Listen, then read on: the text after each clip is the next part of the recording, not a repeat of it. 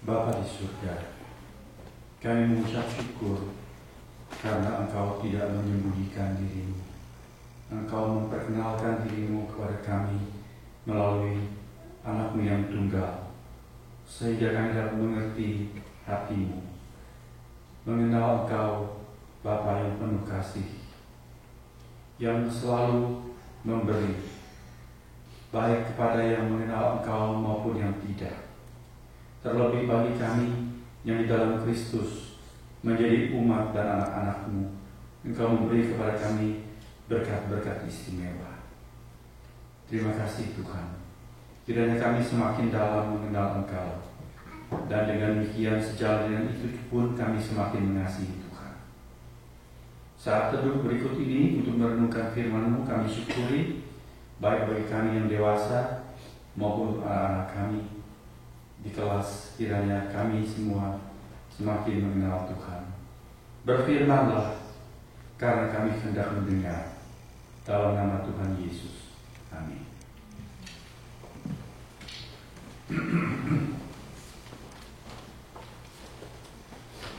Marilah kita membuka firman Tuhan dalam kitab Perjanjian Lama, kitab Mika. Sudah diberikan batas di Alkitab saudara masing-masing. Mika pasal yang ke-6, ayat yang ke-6 sampai dengan ayat yang ke-8.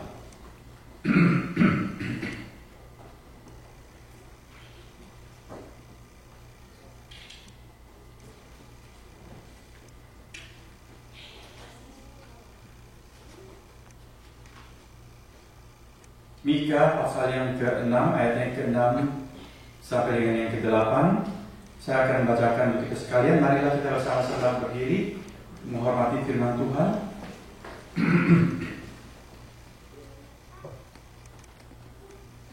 Saya bacakan ayat ke-6 sampai dengan ayat ke-8. Demikian firman Tuhan. Dengan apakah aku akan pergi menghadap Tuhan dan tunduk menyembah kepada Allah yang di tempat tinggi? Akan pergikah aku menghadap Dia dengan korban bakaran, dengan anak lembu berumur setahun? Berkenankah Tuhan kepada ribuan domba jantan, kepada puluhan ribu curahan minyak? Akan ku persembahkankah anak sulungku karena pelanggaranku, dan buah kandunganku karena dosaku sendiri? Hai manusia, telah diberitahukan kepadamu apa yang baik, dan apakah yang dituntut Tuhan daripadamu, selain berlaku adil, mencintai kesetiaan, dan hidup dengan rendah hati di hadapan Allah-Mu? Jemaat, ayat ke-8 marilah kita baca ulang bersama-sama. Hai manusia, telah diberitahukan kepadamu apa yang baik, dan apakah yang dituntut Tuhan daripadamu, selain berlaku adil, mencintai kesetiaan, dan hidup dengan rendah hati di hadapan Allah-Mu. Demikian firman Tuhan. Jemaat dipersilakan.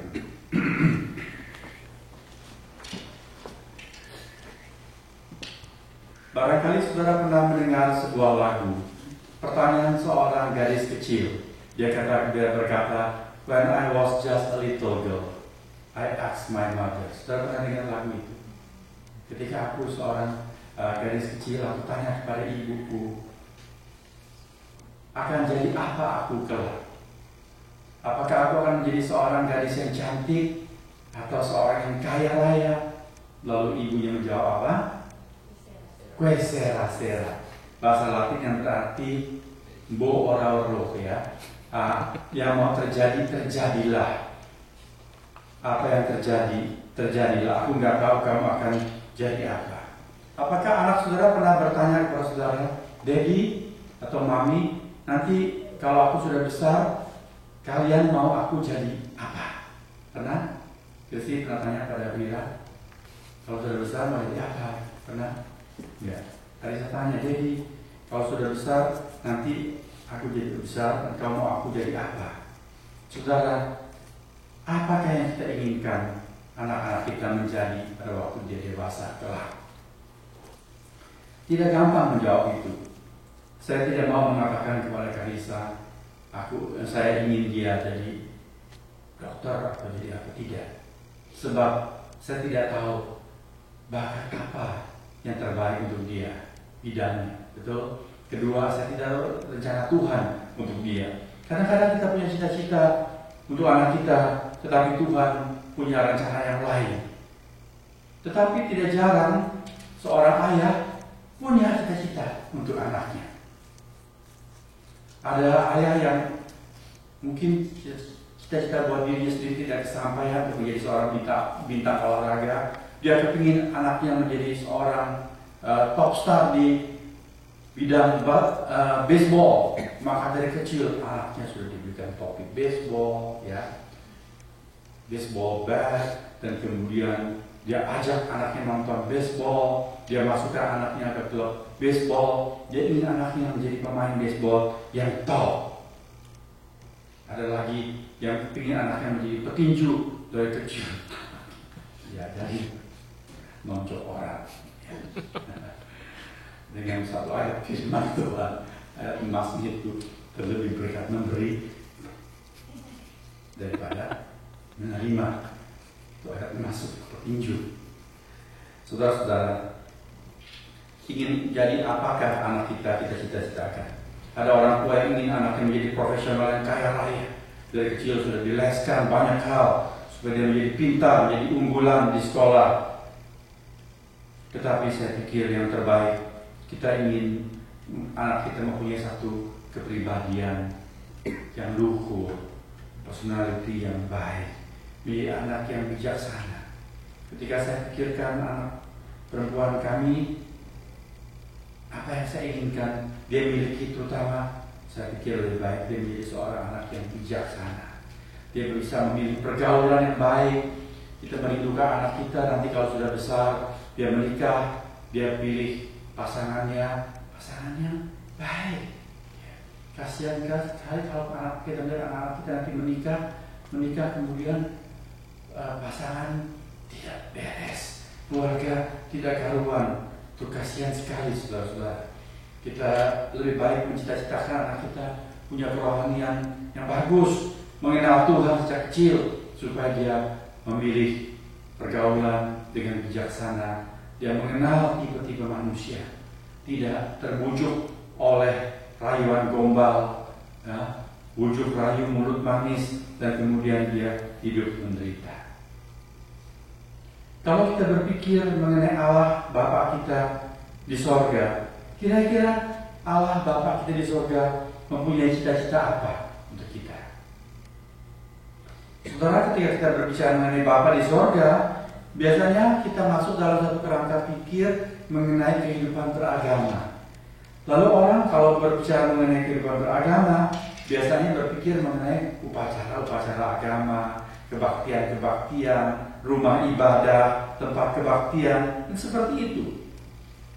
Umat Israel ketika mereka berpikir apa gerangan yang bisa menyenangkan hati Tuhan dan hati Allah di sorga, mereka bertanya ayat-ayat yang tadi kita baca. Coba saudara buka kembali kita Mika pasal yang ke-6. Marilah melihat ayat ke-6 dan yang ke-7.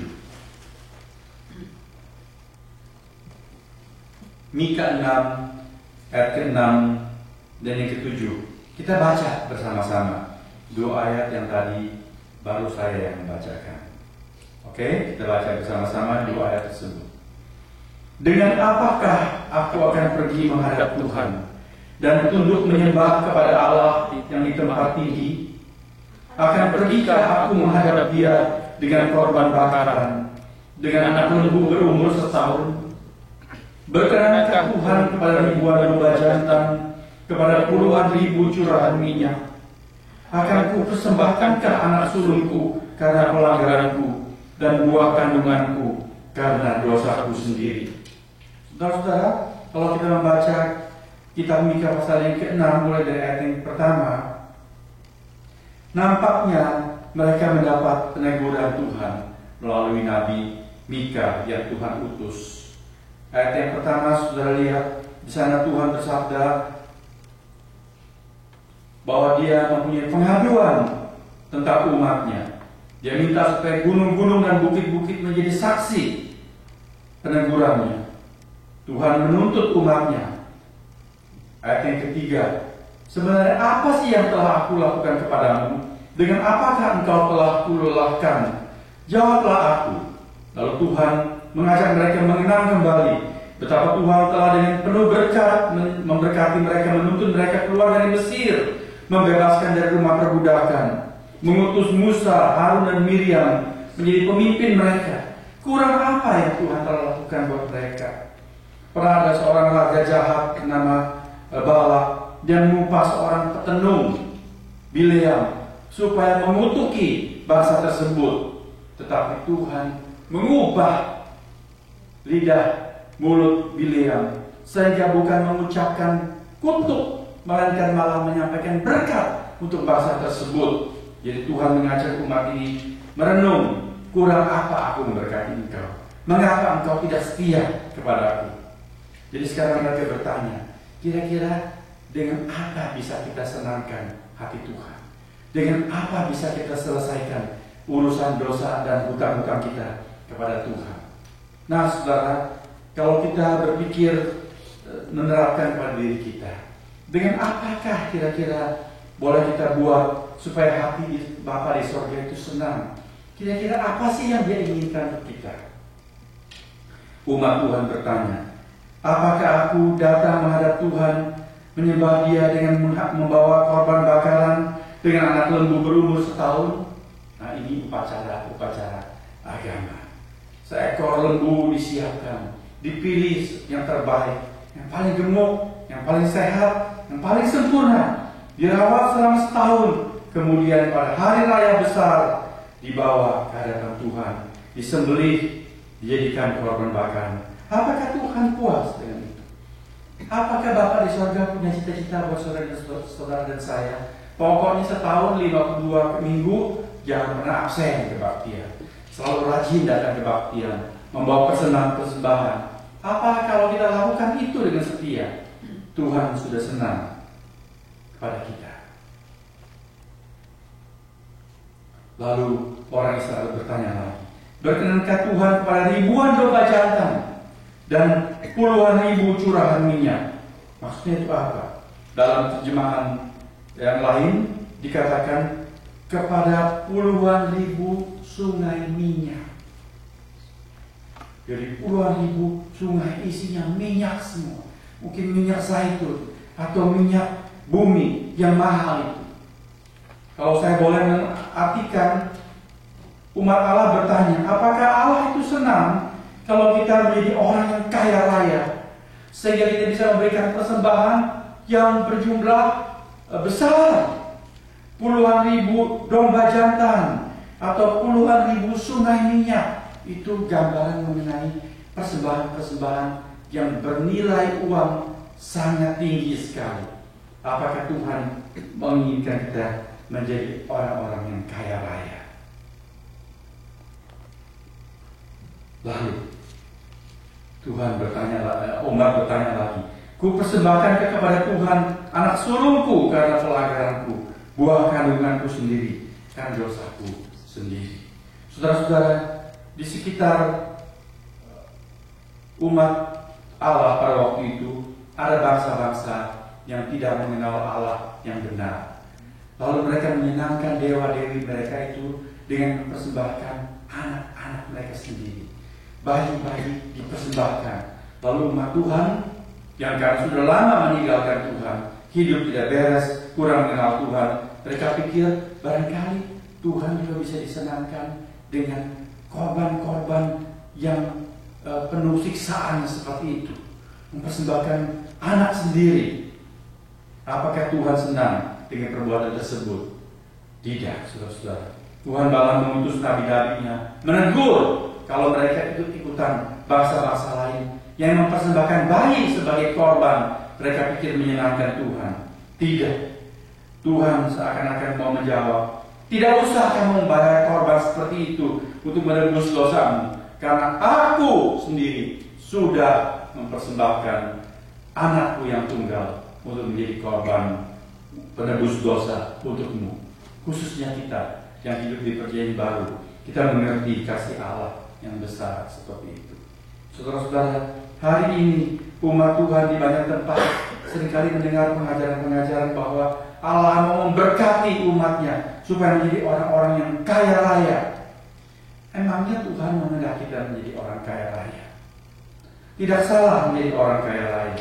Di antara kalangan umat Tuhan juga ada orang-orang yang kaya raya.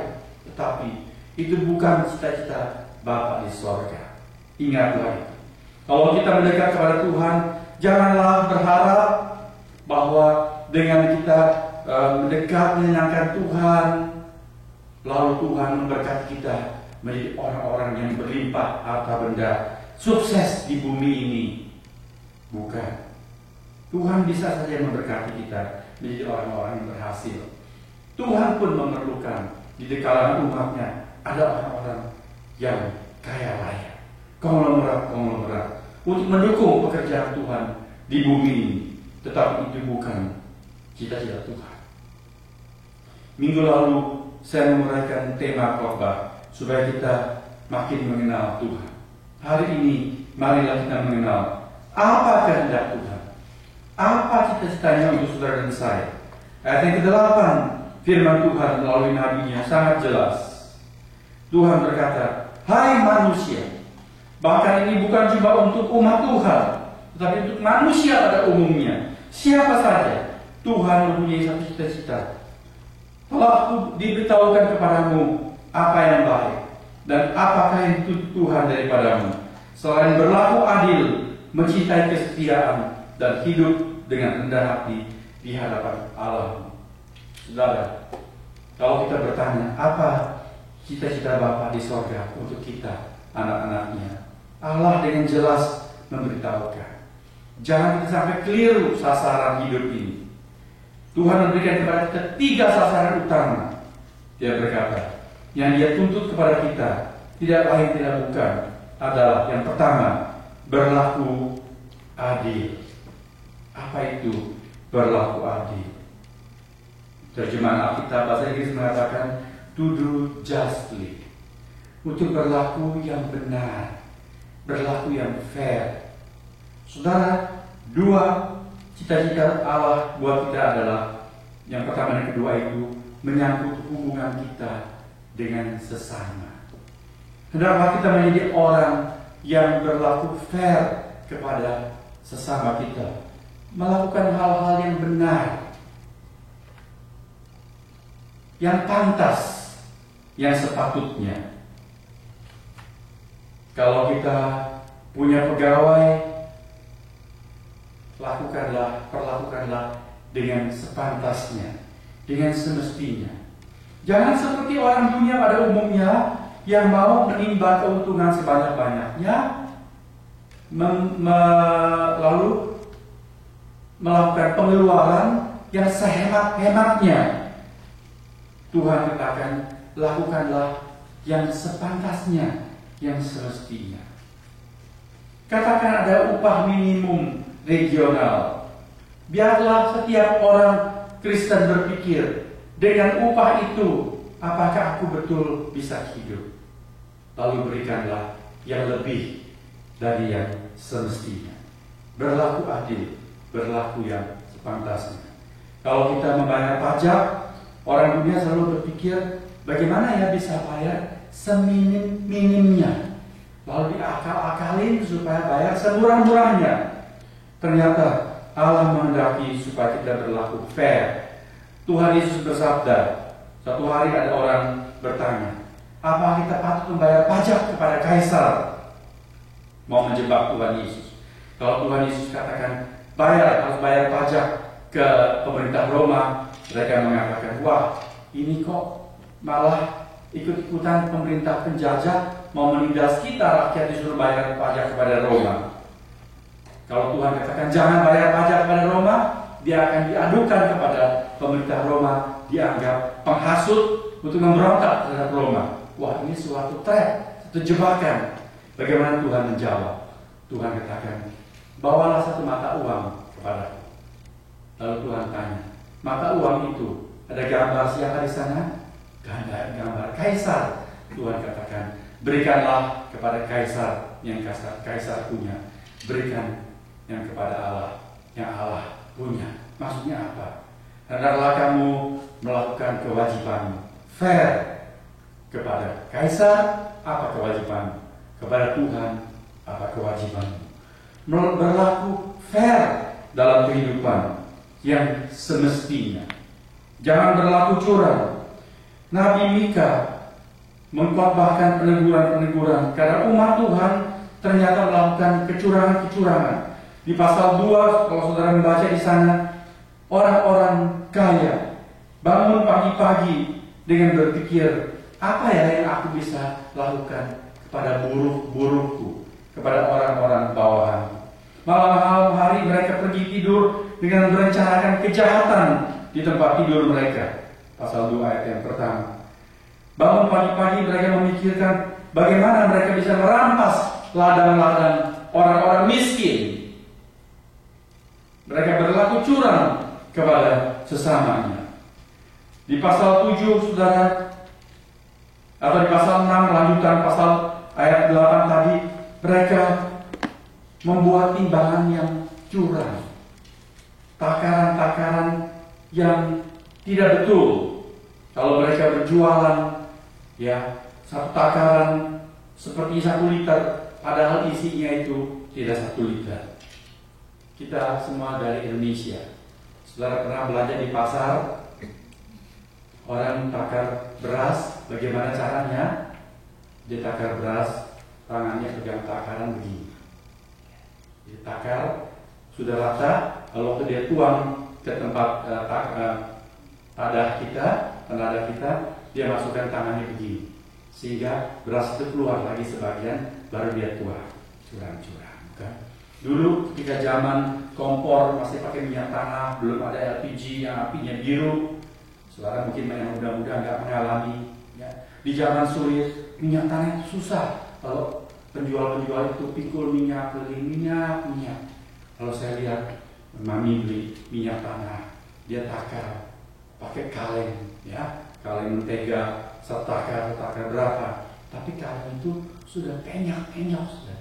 Penyok-penyok bukan karena sudah lama dipakai, sengaja dipenyokin sehingga dekok ke dalam. Akibatnya satu takaran itu sudah tidak full lagi seluruhnya, bukan? Volumenya sudah berkurang. Ternyata umat Tuhan di dalam perjanjian lama juga melakukan hal-hal seperti itu. Saudara lihatlah ayat 9 dalam pasal yang terbuka di hadapan saudara.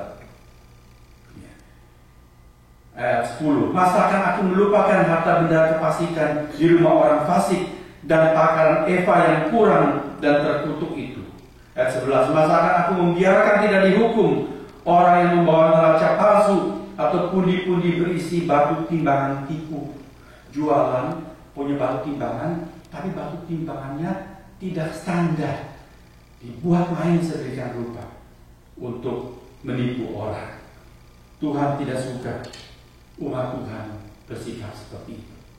Kalau kita bertanya, Bapa, apa yang kau inginkan aku menjadi? Tuhan berkata, jadilah orang yang berlaku adil bersamamu. Jangan cuma mau untung sendiri, ya, memperalat orang lain dan sebagainya. Tidak, pikirkanlah apa yang fair, yang semestinya untuk sesamamu. Firman ini adalah untuk setiap orang. Saudara bayangkan, kalau dalam seluruh dunia ini, setiap orang mengenal Allah yang seperti ini, mau menyenangkan hati Allah dengan menjadi orang yang bersikap fair kepada sesama. Bagaimana kehidupan di dunia ini? Betul? Sangat sejahtera sekali. Gak ada orang yang mencurangi orang lain, berpikir yang terbaik.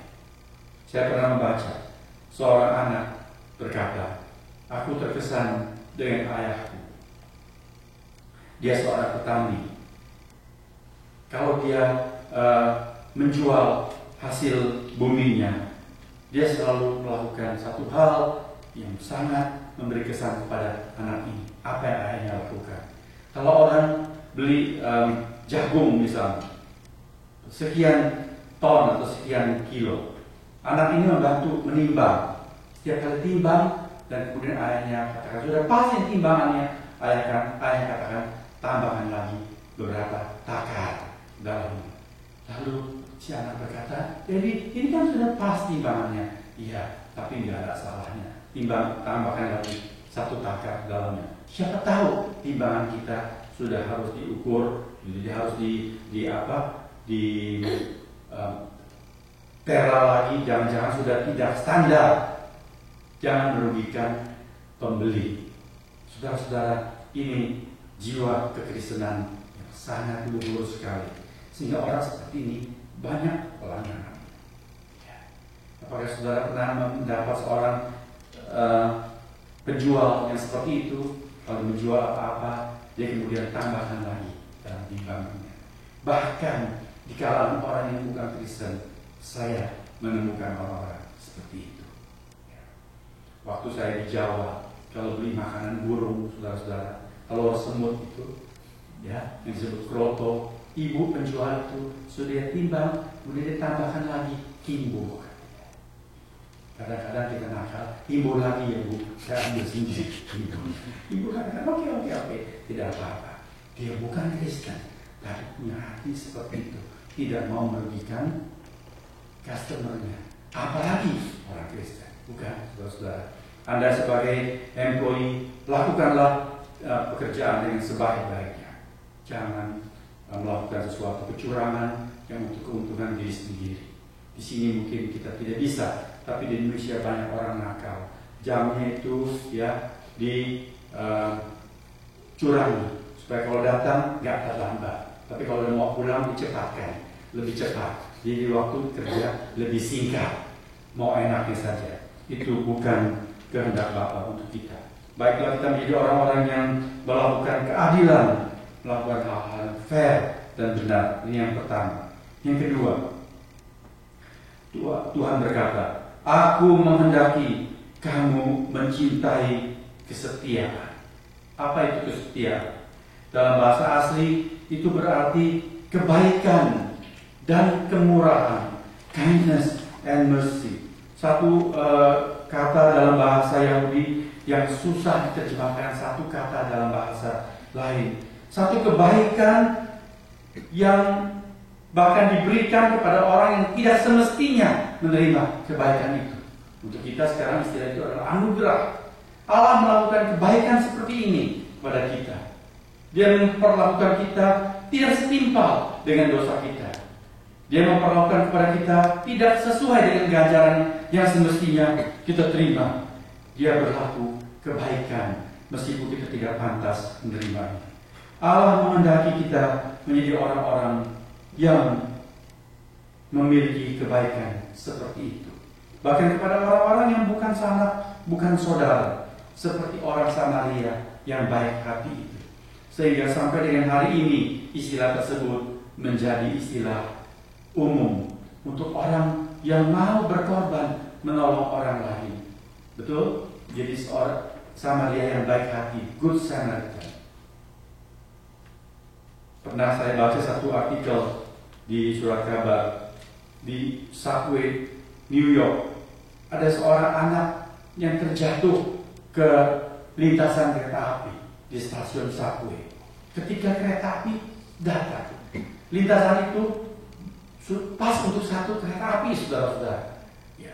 Bagaimana dalam keadaan kritis seperti itu? Anak itu tidak mungkin menghindar untuk mepet ke tembok pun dia pasti keserempet oleh kereta api yang datang. Ada seorang yang loncat turun ke bawah, saudara. Lalu dia cepat-cepat angkat itu anak naik ke atas. Lalu dia berusaha juga menyelamatkan diri sendiri.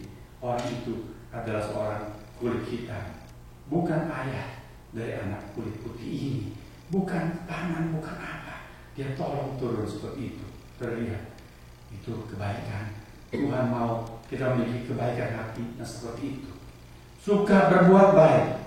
Bahkan Tuhan berkata, mencintai, bukan melakukan kebaikan sebagai sebuah kewajiban. Ada kalanya kita melakukan kebaikan karena kewajiban. Ya, kalau kita dengar ada bencana alam, lalu semua gereja-gereja ambil bagian mengumpulkan dana ekstra. Kita juga kemudian sediakan kantong persembahan ekstra. Diumumkan minggu depan akan ada 2 kantong. Akan ada 2 kantong persembahan. Lalu kita siapkan persembahan. Apakah itu berangkat dari hati yang mencintai kebaikan, suka berbuat baik, Atau minggu depan 2 kantong. Kalau kita cuma kasih 1 kantong, malu dong tetangga lihat. Jadi kita siapkan 2 persembahan untuk minggu depan dengan sebagai suatu kewajiban. Marilah kita suka melakukan kebaikan lebih daripada yang semestinya. Itu kehendak Tuhan bagi kita, cita-citanya. Dan yang ketiga, Tuhan berkata, aku mempunyai cita-cita supaya kamu hidup dengan rendah hati di hadapan Allahmu. Rendah hati dan berjalan dengan rendah hati bersama dengan Tuhan. Setiap kali kita melakukan sesuatu bersama dengan Tuhan dan untuk Tuhan, marilah kita lakukan dengan rendah hati. Bukan sebagai sesuatu yang, wah, udah hebat saya lakukan ini untuk Tuhan. Kalau kita memberi kepada Tuhan, jangan kita bangga bahwa kita bisa memberi kepada Tuhan. Marilah kita seperti Daud yang berkata, waktu dia memimpin umat Allah mengumpulkan persembahan untuk membangun bait Allah, Daud kemudian memimpin doa persembahan. Dia berkata, siapakah aku dan bangsaku ini sehingga kami mampu memberikan persembahan yang besar dan banyak ini kepadamu Tuhan. Siapakah aku dan bangsaku? Sebab yang kami berikan ini semuanya itu berasal dari dalam tanganmu jua adanya. Itu adalah sikap yang rendah hati di hadapan Allah. Kalau kita bisa memberi, bukan karena kita bisa memberi, melainkan karena Allah sudah menyanggupkan kita untuk bisa memberi. Ada firman Tuhan berkata, biarlah masing-masing datang menghadap kehadiratku tidak dengan tangan kosong, tapi marilah kita datang membawa sesuatu ke hadapan Tuhan, bukan sebagai suatu kewajiban. Kedua, bukan sebagai atau dengan suatu roh kebanggaan, tetapi dengan suatu kesadaran rendah hati. Aku bisa datang tidak dengan tangan kosong, karena Allah lebih dahulu sudah mengisi tanganku, kantongku, perbendaharaanku dengan berkat-berkat. Betul, saudara-saudara? Kalau tidak, kita bawa apa kepada Tuhan? Yang kita bawa cuma dosa kita, kecemaran kita. Kita tidak punya apa-apa. Bahkan datang ke dalam dunia ini dengan telanjang. Pulang pun nanti ke rumah Bapa dengan tidak bawa apa-apa. Kita datang tidak bawa apa-apa. Pulang tidak bawa apa-apa. Kita datang cuma bawa dosa dan kecemaran kita. Tapi lihat, Tuhan menambahkan banyak hal buat kita. Bahkan kesehatan, berkat. Tanpa itu semua, kita tidak punya apa-apa untuk kita bawa kepada Tuhan. Kalau kita bisa melayani, janganlah kita katakan, Tuhan, oke lah, aku berikan sekian jam lah, 2-3 jam seminggu, oke lah Tuhan. Jangan berkata begitu kepada Tuhan. Itu kesombongan, lupa daratan namanya. Ingatlah, kita punya 2-3 jam, karena Tuhan memberikan kita 7 kali 24 jam seminggu. Betul bukan? Kalau Tuhan menahan saja sedikit, bahkan sepersekian detik Tuhan tahan, saudara, kita sudah mengalami stroke. Betul, sepersekian detik Tuhan hentikan aliran darah kita, ya. Atau ada sumbatan kecil, lalu oksigen kurang ke otak kita, itu sudah stroke. Tapi Tuhan memberkati kita, memberikan kita kesehatan, kita bisa bekerja, ada berkat, bertambah-tambah, ada penghasilan yang baik. Semua itu dari Tuhan. Marilah kita menjadi umat yang rendah hati, berjalan dengan Tuhan dengan sadar semua dari Dia, maka untuk Dialah kemuliaan. 3 hal ini biarlah itu menjadi cita-cita kita juga. Memang kita bekerja, kita menuntut ilmu, kita mengejar penghasilan, kita ingin mendapatkan suatu status yang baik di dunia ini. Oke, bila Tuhan berkenan, Tuhan berkati itu, dan saudara menikmati kebahagiaan dalam kehidupan kita. Tetapi yang terlebih utama adalah kita mengejar 3 hal. Pertama, menjadi orang yang melakukan kebenaran, bersikap fair kepada sesama, jangan curang kepada orang lain, lakukan bahkan lebih supaya melakukan hal yang baik kepada orang lain. Kedua, mencintai kebaikan, penuh kemurahan kepada sesama. Yang ketiga, menjadi umat yang rendah hati, selalu menghitung berkat Tuhan dan memuliakan Tuhan atas semua kebaikannya. Kiranya Tuhan menolong kita menjadi anak-anak yang menyenangkan Bapa di surga. Amin.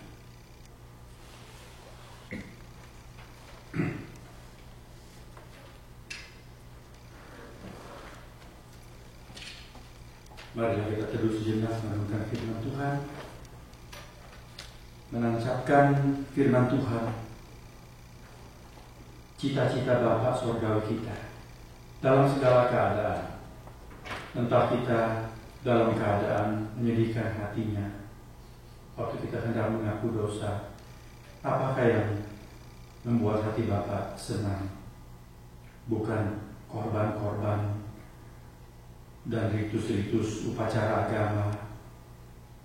Meskipun Allah memerintahkan kita setiap ibadah dan menyelenggarakan kebaktian dengan sebaik-baiknya, tapi Tuhan mau kita lebih dari itu. Yang terutama Tuhan mau kita menjadi orang yang hidup adil, fair kepada sesama, mencintai dan suka berbuat baik, murah hati, suka mengampuni, seperti kita sudah menerima anugerah dari Tuhan. Demikian kita kepada sesama, dan terhadap Allah kita rendah hati, sadar Dia banyak berkat kepada kita, maka kita semakin mencintai Tuhan, suka hidup bersama dengan Dia.